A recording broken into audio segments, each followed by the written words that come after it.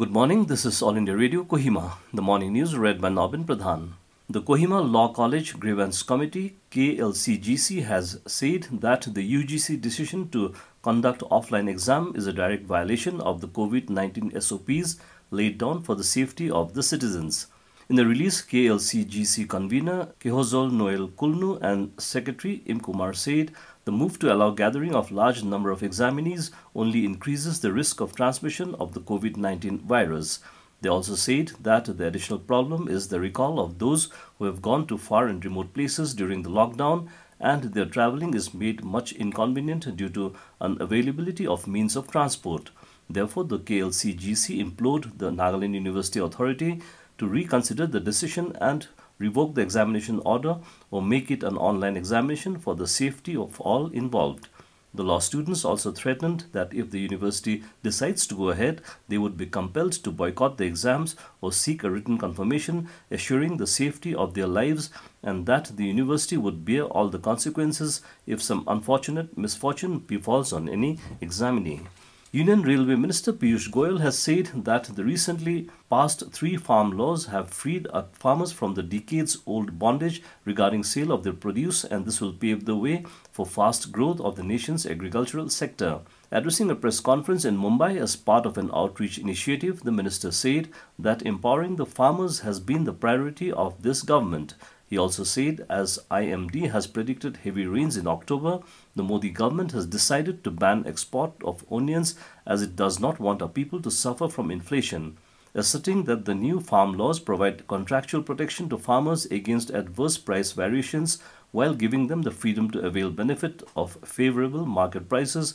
Union Minister Goyal said that farmers have now been empowered with the freedom to sell their produce to the right person, at the right place, at the right time, and at the right price.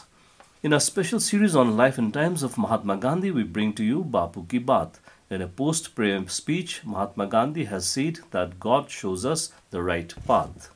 Prime Minister Narendra Modi yesterday dedicated the strategically important all-weather Atal Tunnel at Rohtang in Himachal Pradesh to the nation.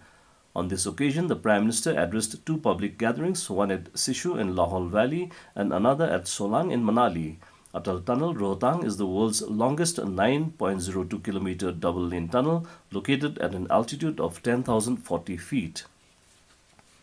In Bihar, the RJT Congress-led Grand Alliance has announced its seat-sharing formula for the 243-member state assembly elections amid dissenting node of one ally, Vikashshil Insan Party (VIP). The final deal of seat sharing was announced in a joint press conference of leaders of 6 parties in Patna yesterday. RJD leader and former Deputy Chief Minister Tejaswi Prasad Yadav announced that RJD will fight in 144 seats while Congress will field its candidates in 70.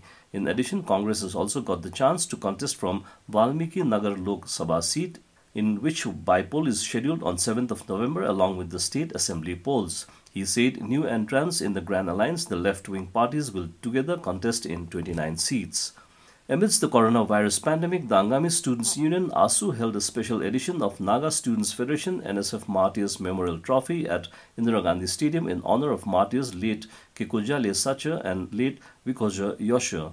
The annual organizers of the football trophy, ASU, had to suspend this year's edition of the trophy but hold the special edition on the theme Beyond COVID to mark the trophy with a one-day exhibition match between NSF, ASU, Angami Youth Organization and ASU senior leaders.